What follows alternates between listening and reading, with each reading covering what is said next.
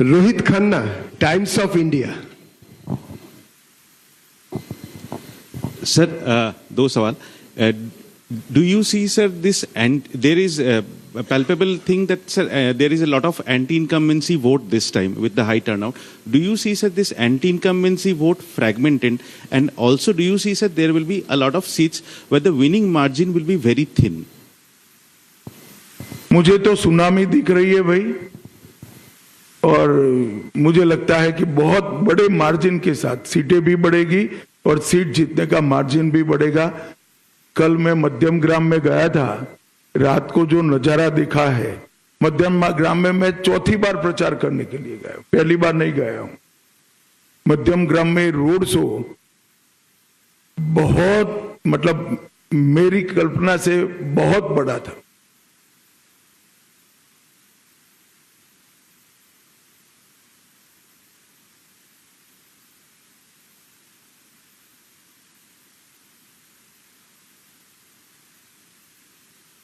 नहीं, देखिए, पहले कलकत्ता सिटी कांग्रेस के लिए वोट करता था, एक बार परिवर्तन हुआ और कम्युनिस्ट आए, फिर कम्युनिस्टों के लिए करता था, एक बार परिवर्तन हुआ, दीदी आई, अब दीदी के लिए करता है, इस बार परिवर्तन होगा, भाजपा आएगी और हर बार की तरह 30 साल तक भाजपा के साथ रहेगी।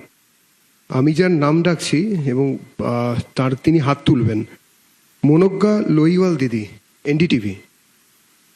মনোজ্ঞা লোহিয়াল দিদি, এনডিটিভির কিছু।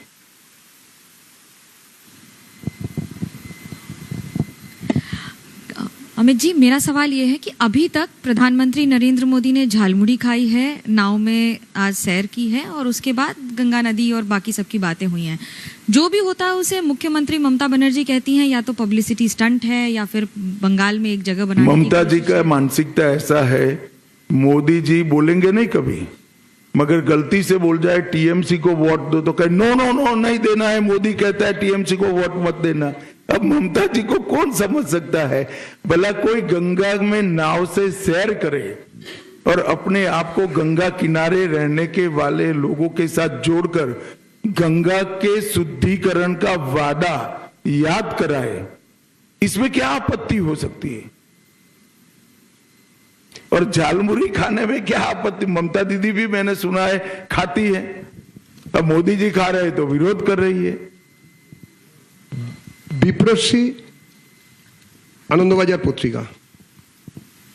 भाई ये आगे से हाथ खड़े करते हैं, उनको बुलाओ यार, तुम कमाल आदमी हो। Good morning, sir. You were in the state for last couple of days before the election. On that basis, अरे यार, couple of days नहीं, 14वां दिन है आज। 14th day. भयानक तरीके से रिड्यूस करते हो यार। Trinamool has challenged you on that basis that 4th May on the date of result you बैठ जाओ। ये अभिषेक जी की भाषा है, मैं ना इसका जवाब दे सकता हूं ना रिस्पॉन्ड कर सकता हूं। मैं इस तरह की ओछी बातों का जवाब नहीं देता भैया, वो बोलते रहते, समाज में कई प्रकार के लोग होते। अंजना ओम काश्यप, आज तक। गृह मंत्री जी, मेरा सवाल आपसे ये है कि हाल में कई राज्यों में हमने देखा कि एक प्रो इनकम्बेंसी रही, अब हाई वोटर टर्नआउट में। उस कॉन्टेक्स्ट में अगर पश्चिम बंगाल में इस वोटर टर्नआउट को देख रहे हैं जो कि अब तक का सबसे प्रचंड है, तो क्या आधार है कि आप इसको बीजेपी के पक्ष पर मान रहे हैं? जो आपको फीडबैक मिला हो, अगर वो थोड़ा विस्तृत करके आप बता सकें। देखिए, यहां एंटी इनकम्बेंसी चरम पर है, गत चुनाव में भी चरम पर थी, मगर गत चुनाव में वोटिंग जितना भयमुक्त होना चाहिए उतना नहीं हुआ था।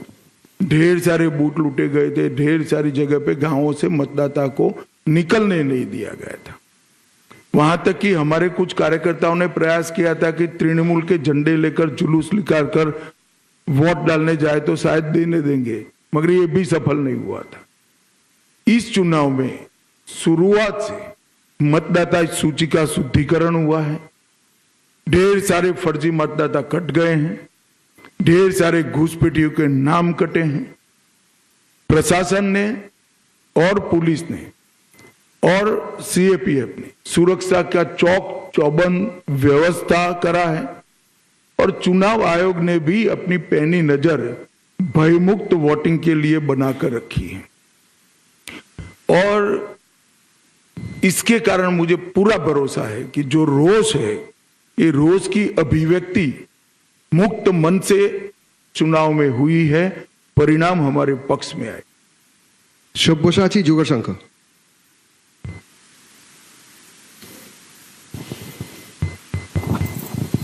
सर, पहले दफ़ा जो मतदान हुआ है इसमें आप लोग दावा कर रहे हैं कि 110 के ऊपर जाएगा, लेकिन तृणमूल कांग्रेस का दावा है ये एसआईआर के अगेंस्ट में वोट जा रहा है। इसके विषय में आपको क्या टिप्पणी है? कुछ नहीं कहना है, सबको जो भरोसा है वो बताना चाहिए जनता को। जनता को किस पर भरोसा करना वो जनता तय करे। Devendra Parashar, India TV. Devendra Parashar, India TV. हाँ, खड़ा करते हैं भैया, गुस्से मत हो यार, क्यों ममता दीदी जैसा करते हो? गृहमंत्री जी, करता हूं मैं जी, आप अलाउ करें तो दो छोटे सवाल हैं मेरे। पहले ही बात तो ये है कि जैसा कि आपने बताया भी कितना वायलेंस होता था यहाँ पे, पिछले लोकसभा में भी हमने देखा कि जम्मू कश्मीर जैसा राज्य जो कि आतंकवाद से ग्रस्त है वहाँ शांतिपूर्वक तरीके से चुनाव हुआ। बंगाल में तभी वायलेंस हुआ था, इस बार ऐसा नहीं हुआ। इसके पीछे सबसे बड़ी वजह क्या है और क्या उल्टा लटका कर सीधा करने वाला फॉर्मूला काम कर रहा है? और दूसरा सवाल मेरा ये है कि आमतौर पे बंगाल में बहुत सारे एनालिस्ट एक नैरेटिव चलाते हैं, North Bengal versus South Bengal, पुरुष वोटर बनाम महिला वोटर्स, यूथ बनाम बुजुर्ग। क्या इस बार के चुनाव में आप लोगों का जो फीडबैक है वो काम एक मुश्त होकर बंगाल के सब आयु वर्ग के, सब जेंडर के और सब हिस्सों से मतदाता भारतीय जनता पार्टी को वोट दे रहे हैं। मैं 3 दिनों से प्रेसिडेंसी में घूम रहा हूं, 3 दिनों से मैं आपको बताता हूं प्रेसिडेंसी इस बार नॉर्थ बंगाल से आगे रहेगी। गृह मंत्री Amit Shah ji, Nishant Kumar, Organiser English weekly से।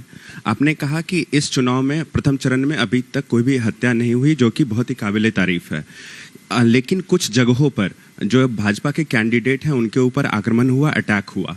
सेकंड चरण में ऐसा ना हो ताकि जनता जो और भी भरोसे के साथ भाजपा को वोट कर सके, इसको कैसे सुनिश्चित करेंगे? हमारा प्रतिनिधिमंडल आज चुनाव आयोग को मिलने वाला है। दूसरे चरण की व्यवस्था को और चुस्त करने के लिए हम चुनाव आयोग को हमारे सुझाव देने वाले। पीछे दे दो भाई, सेकंड रो में। अमित जी, आपने कहा कि आप 14 दिन से यहाँ पे हैं, शायद और 2-3 दिन यहाँ पे रहेंगे। पहली बार जो बंगाल में आपने इतना दिन बिताया है, मैं आपसे पूछना चाहूंगा कि 3 ऐसे कुछ अनुभव आपका पास हुआ है जो पॉलिटिकल और अपॉलिटिकल है, जो आप अगले अपने पूरे जीवन तक याद रखेंगे बंगाल के बारे में, पॉलिटिकल और अपॉलिटिकल 3 अनुभव। देखिए, मैं कल का ही एक अनुभव बताता हूं। रोड शो में जबरदस्त भीड़ थी। किसी युवा व्यक्ति के लिए भी रोड शो में वहां खड़ा रहना ये बहुत कठिन था।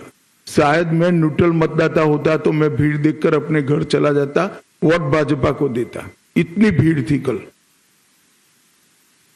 एक वृद्ध माता जी, मेरा अंदाजे 80 साल की होगी, इतने धक्के खाकर वहां पर खड़ी थी। मैं अपनी धुन में गाड़ी में बैठ गया और उस वक्त मेरी नजर पड़ी कि माता जी कुछ हाथ हिलाकर कह रही है। मैं उतर कर गया। उन्होंने जिस प्रकार से मुझे आशीर्वाद दिया है, ये व्यक्तिगत बात नहीं है, ये भारतीय जनता पार्टी को उनका आशीर्वाद है। इतने धक्के खाकर भाजपा के समर्थन में वहां खड़ा रहना ही आशीर्वाद है। मगर फिर भी आगे आकर पुलिस की बैरिकेड को लगभग तोड़कर मिलकर आशीर्वाद दिया है। मैं मानता हूं ये मेरे जीवन का बहुत है। वो भी एक ऐसी ही माता जी ने भेंट किया हुआ है। और इस प्रकार के आशीर्वाद व्यक्तिगत जीवन में बहुत बड़ी ताकत और हौसला देते हैं। फिर ये भाईपो कितनी भी गाली बोले कोई असर नहीं होती है। जब इतनी बूढ़ी माँ आशीर्वाद देती है कुछ नहीं होता।